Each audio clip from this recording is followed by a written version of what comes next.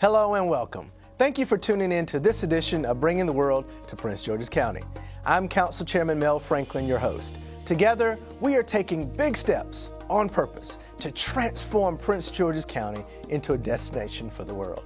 Stay tuned. My special guest for this edition of Bringing the World to Prince George's County will join me to discuss the county's economic good news and what that means for our communities and residents. Bringing the World to Prince George's County comes your way in just a moment.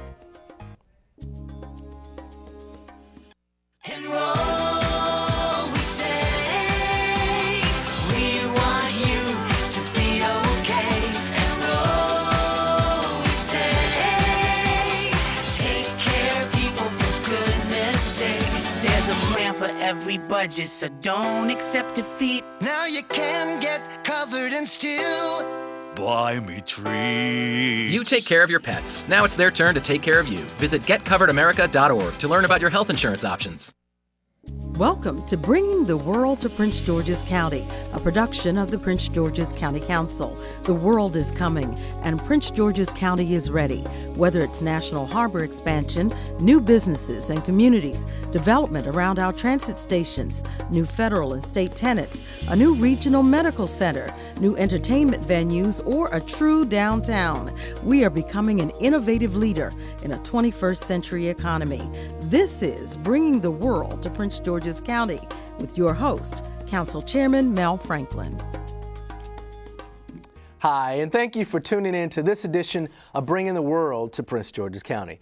This program is a production of the Prince George's County Council. I'm your host, Council Chairman Mel Franklin. Bringing the World to Prince George's County focuses on our economic development success and the great work we are doing to move Prince George's County forward. The world is coming to our county, and we will be ready. Economic opportunity abounds in Prince George's County. You can see it everywhere you go. My guests for this edition of Bringing the World to Prince George's County join me to discuss the county's economic development agenda, our strategies, goals, and successes. I'm excited to welcome two key members of the county's economic development team, Nicholas Majett, Chief Administrative Officer in Prince George's County, and Victor Hoskins, Deputy CAO for Economic Development and Public Infrastructure. Welcome to you both, and thank you for joining me for this edition of Bringing the World to Prince George's County. Well, absolutely. It's exciting times for Prince George's County. We are definitely excited to have both of you serving and leading our economic development team. First to you, Nick. Prior to joining the county, you were part of the District of Columbia government in major capacities for 30 years, I understand it. Tell me how that experience helped you in the work that you're now doing as CAO for the county. Well, first of all, I'm a native Washingtonian, so I was there during the 1968 riots after Martin Luther King's assassination, and I saw a lot of businesses close because they were literally burned. Mm-hmm. There were a lot of rioting and looting, and people closed their businesses and they moved to the suburbs or they just didn't reopen. Mm-hmm. So it took a real long time for the district to rebound, and I think it probably, at least for me, it reached its peak. I left in May of this year, right. And I remember in 2007 we saw 7 cranes, which is an indicator of a large project, and we thought that was big. We thought 7 cranes was big, and when I left there were about 62 cranes. Wow.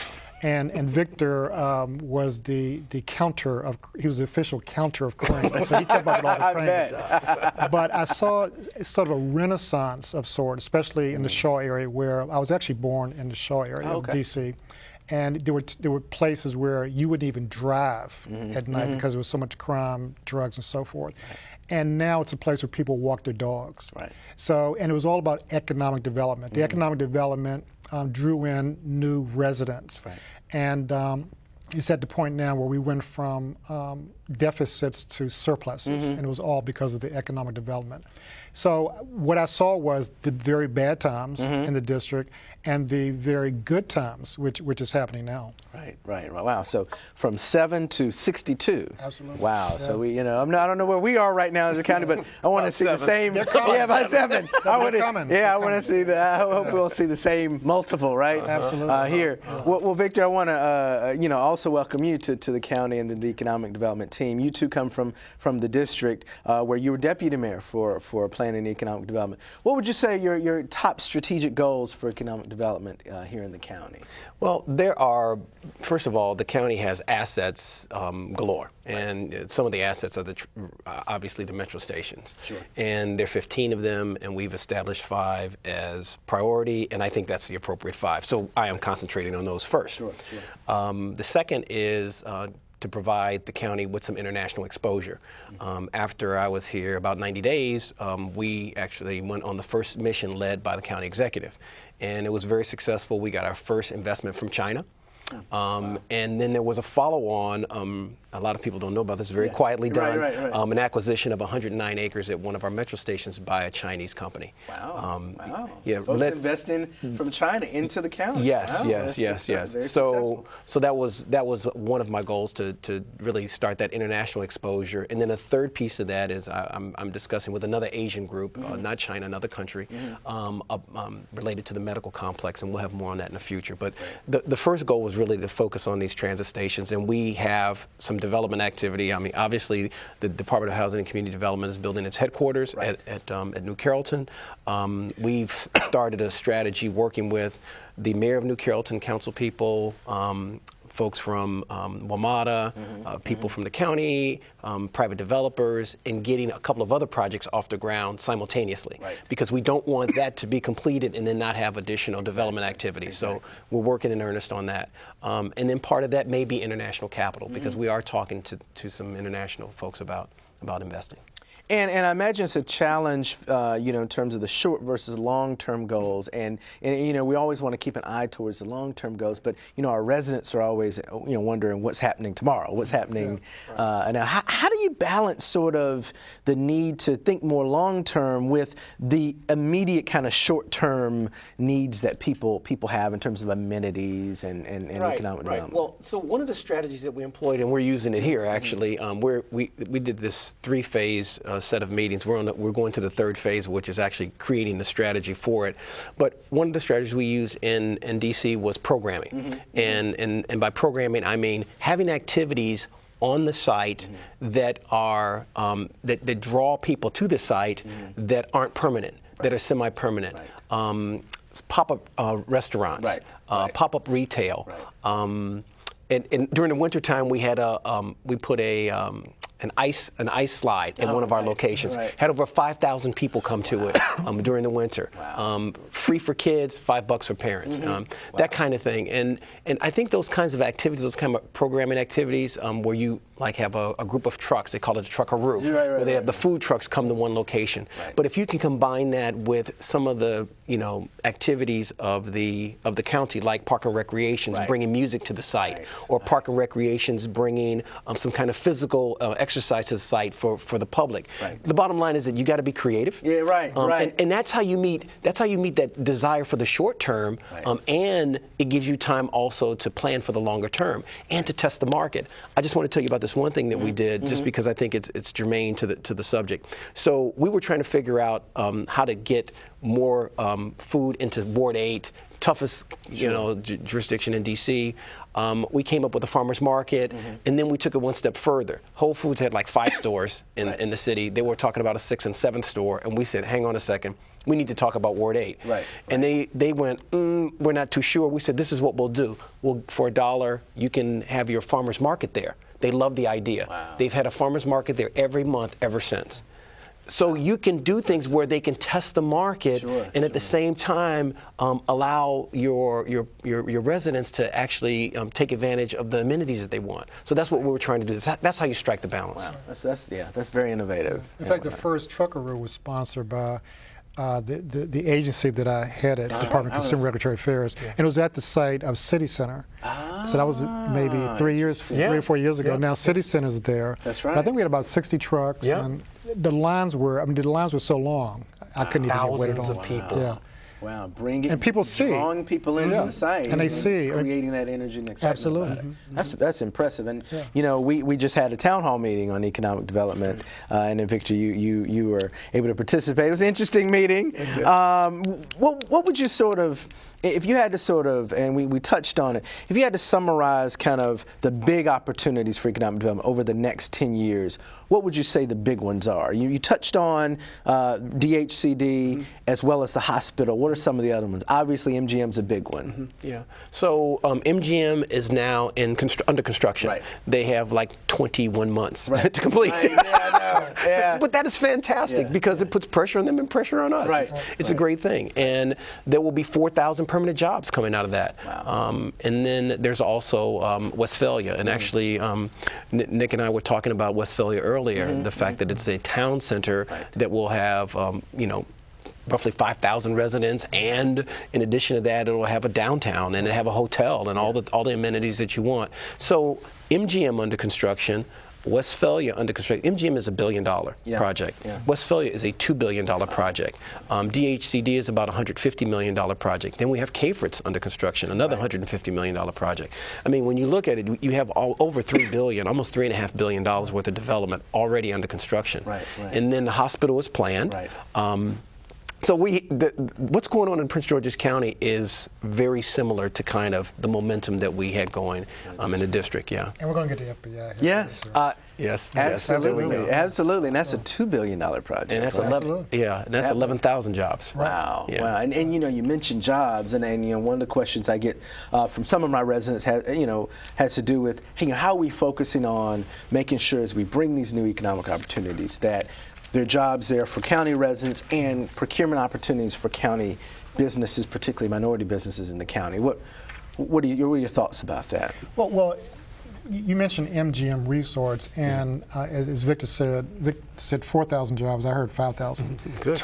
Better. 40% of which are pledged for Prince George's County residents. Right. Now, they have to be trained. Sure. A blackjack dealer starts off with $60,000 a year. It's a good paycheck. But you have to be trained, and you have to be otherwise ready for that job. Right. You know, good criminal background check and Absolutely. credit worthiness and all that kind of stuff. So we are focusing, and we're having discussions now on how to get our county residents trained for those positions, and not just the gaming industry, but they're also hospitality jobs as well. So we're looking at training our residents so that they're ready for those jobs. And I know that the council earmarked over $1 million for Prince George's Community College for that very purpose, and we're going to make sure that happens. Right. And you know, one of the important aspects of all this you touched on is the training piece. And you know, oftentimes, you know, when we have these opportunities, when they're here, it's almost too late. We almost have to be training for the 5 years ahead of time, or you know, I'm not sure what the exact year multiple is, but that's the mindset that we have to have. And we have a great community college, so it's good to hear that we're utilizing them to really get us ready for these opportunities. One of the things that we, confront as a county is our budget situation, and our tax base is critical to it. Centrally, and we'll talk about this after the break, because one of the gaps in our tax base is the commercial side. And so when we come after the break, we'll talk about the importance of all these things to our basic services and providing that. All right? Great. Well, it's a short time for a break, but don't go away. There's much more to come as we continue this important discussion about Prince George's County's transformation into a destination for the world. Bringing the world to Prince George's County returns in just a moment.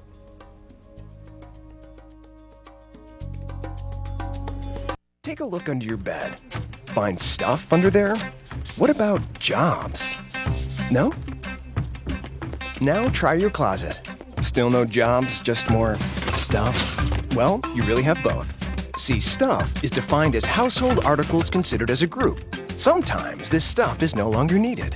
Wait, no longer needed? That can't be right. Because remember those jobs you were looking for? Those are really needed. And they're the stuff inside your stuff. Our job is to unlock those jobs. And it starts when you donate your stuff to your local Goodwill. Here's how we do it. When you donate to Goodwill, we sell your stuff to provide job training for people right here in your community. So just by teaming up with Goodwill, you help create jobs. And isn't that worth parting with the leftover keytar from your 80s cover band? Goodwill. Donate stuff, create jobs.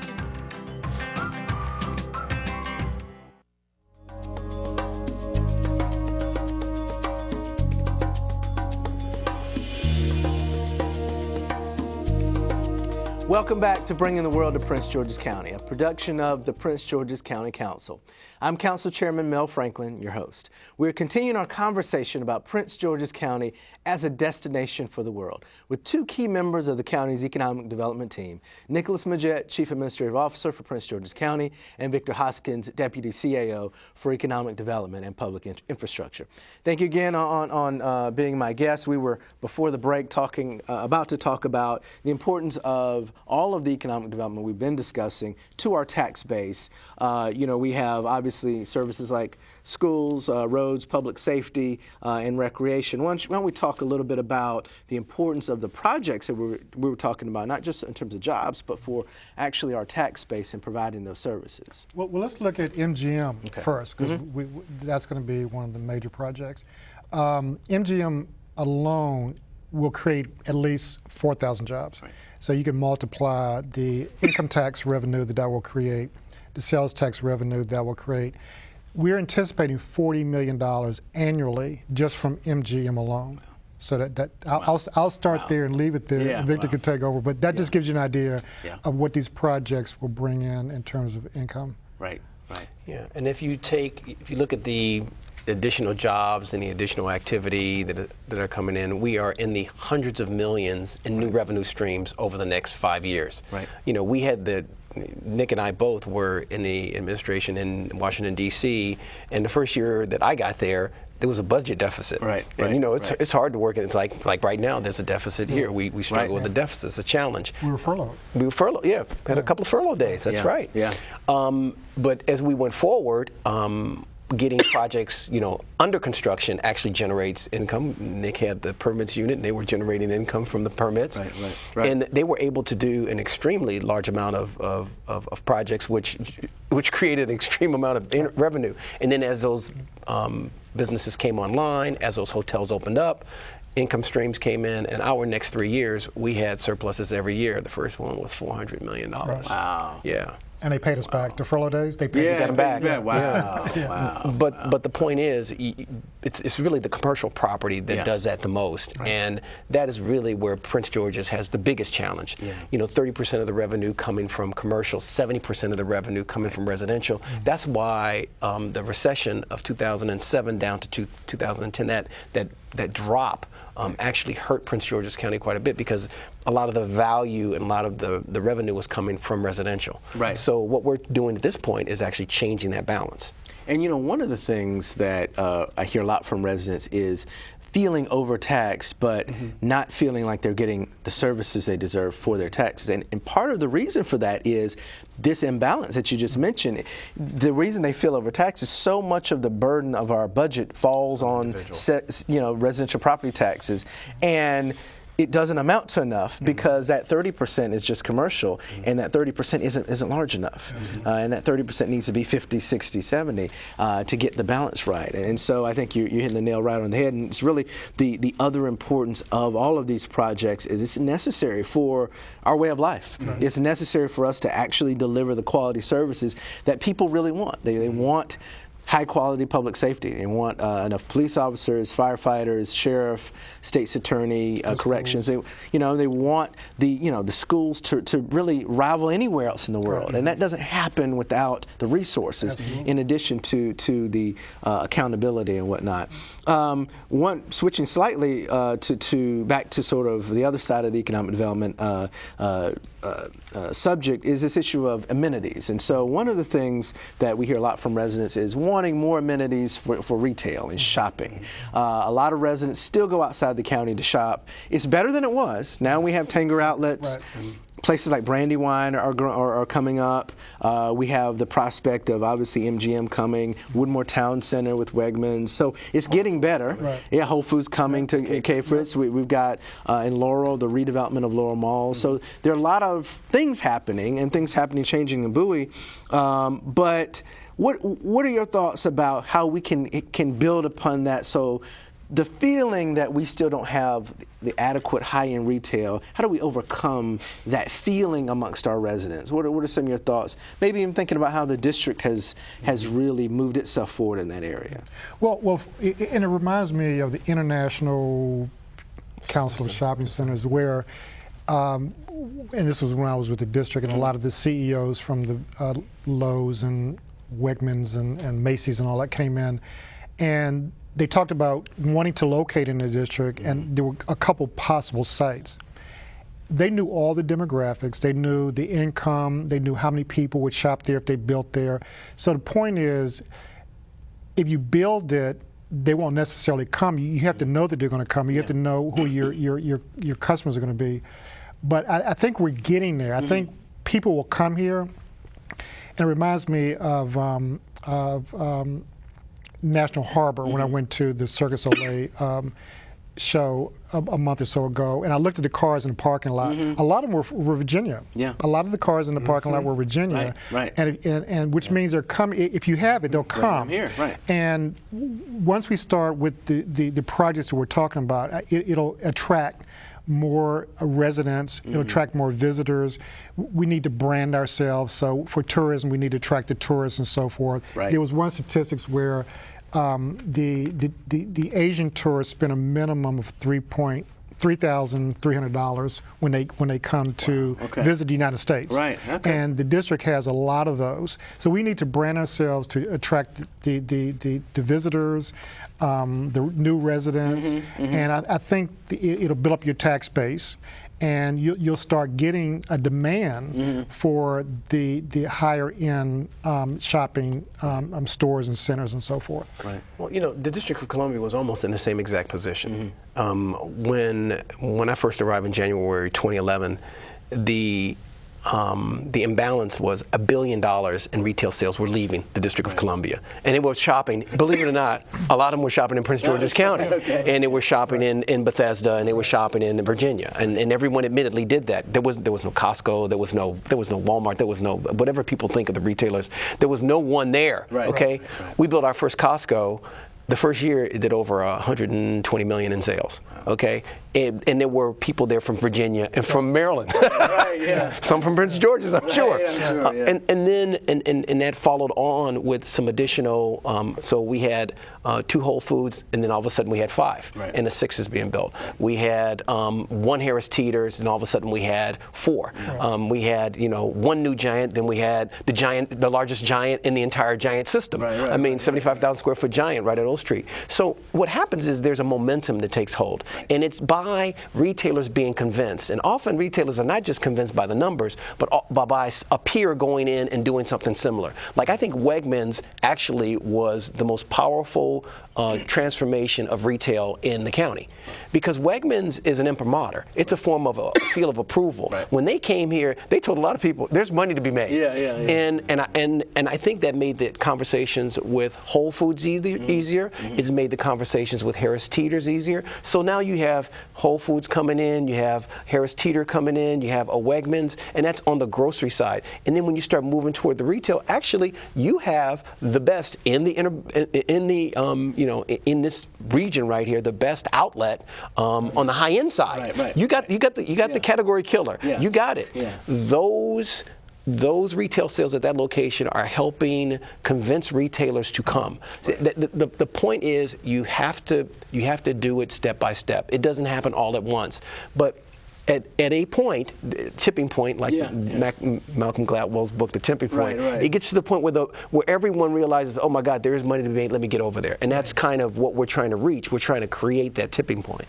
Right, and you really touched on it. Success breeds more success, and the more successes we see, it builds the momentum for what we want in the future. And as we, get more daytime population, that'll help with our retail, help with our restaurants. Because the other concern you hear is that we don't have enough high-end restaurants, outside of National Harbor. And so that's same concept. It was the same problem in the District of Columbia. There were no restaurants. I think there were 1,000 restaurants that opened up in 40 months. And all doing well. All doing well, and they're all over the city. Right. They're on U Street, they're on 14th Street, they're on 8th Street. They're in places where they never were before. Right. They're out on Rhode Island Avenue. Yeah, that's impressive. Oh my gosh. I saw that. So, that's impressive, yeah. so it's the same principle in the restaurants. Once they see a few successes, there were no breweries when we first got to the District of Columbia. There are now 6 there. 6 breweries in the District of Columbia. There were no distilleries. There are now 2. Right. There were no culinary institutes. There are now 3. I mean, what it comes down to is that these companies really look to one another for verification. You know, they look for one another, and we have to incent them and tempt them to come in. Once we get them in, then they do the rest for us. Right, right. And switching gears a little bit, we touched on the FBI headquarters earlier. As we all know, we have 2 of the 3 finalists in terms of the sites. What are your thoughts about where that effort stands in terms of Prince George's County winning that effort, and also just tell us, generally, how are federal and state tenants a part of our central part of our economic development strategy? Well, first, of course, we have 2 shots at it because there are 3 sites and 2 of which are in Prince George's County. And I'm not sure where that 3rd one is. It's I don't even know. It's not even. And the FBI will incorporate about 11, right now it has about 11 sites. Of course, the headquarters is in downtown D.C., and then they have about 10 other small sites. Right. And they're going to incorporate them all into one complex, and I think it's going to be about 11,000 residents, some of which would probably want to move closer to where they're working if they're not already in Prince George's County, although some, I think about 40% already live in this area. Right. And it will create some opportunities for eateries.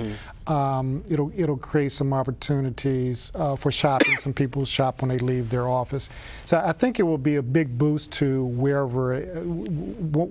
whichever site is selected in Prince George. It's going to be a big boost to that area. Yeah, absolutely. So in terms of the where does it fall in the strategy? So by the way, you need to know this. David Iannucci, who is assistant DCAO, and Brad Fromm, another assistant DCAO, have done a tremendous job in setting all of this up. Sure, I mean, absolutely. All the activities we're talking about right now, they put them in the pipeline. They moved them along. And they actually, David was lead on this, working with Maryland Park and Planning. They did a great job on putting together an economic development strategy, which was just approved last year. And that strategy includes working with federal sector. And what they've done so far is they've taken them on tours of sites. They've taken them on tours of stations. They've taken them and given them briefings on potential locations and buildings. The bottom line is we've never had a closer relationship, and that relationship is growing because I had relationships in D.C., and I'm just using those relationships now for Prince George's County. So it is really gathering momentum right now, and it is part of our go-forward strategy. And the interesting part about economic development and in terms of utilizing the public sector is trying to figure out how to make this, a lot of the research the federal government does, a lot of the work the federal government or the state government do, or universities, turning that into private sector investment. And that's been a challenge for the county for a long time. Can you talk a little bit about, how do we do that? You have University of Maryland here, Bowie State. You have the Prince George's Community College. You also have a number of existing, federal players who are here. You have Andrews, Joint Base Andrews, which is a great partner in the county. What are your thoughts in our closing moments about sort of leveraging assets to create the private sector development? So one of the things that we did in Washington, D.C. is we created this, we worked with the private sector to create this place called 1776. It's a co-working space. And when we first started working with them, they were modeling it after something that had been done in Chicago called 1871 Chicago Fire, and it's the city coming back. That's kind of the, and they call 1776 a revolutionary concept. I just love the thoughts. But they promised us that they would attract 50 startup companies. We loved it. So we got our shoulders behind the wheel. We co-invested with them. It turned out in 12 months they attracted 205 companies. That's how you do it. You draw in those millennials, you draw in those new ideas, and then you connect them with these institutions. Well, thank you. And I want to say again, thank you for being my guest. We're really grateful to both Nicholas Majett, Chief Administrative Officer for Prince George's County, as well as Victor Hoskins, Deputy CAO for Economic Development and Public Infrastructure for the county, for being my guest and then for helping us share the good news about the county's important economic development achievements. That's our program for this edition of Bringing the World to Prince George's County.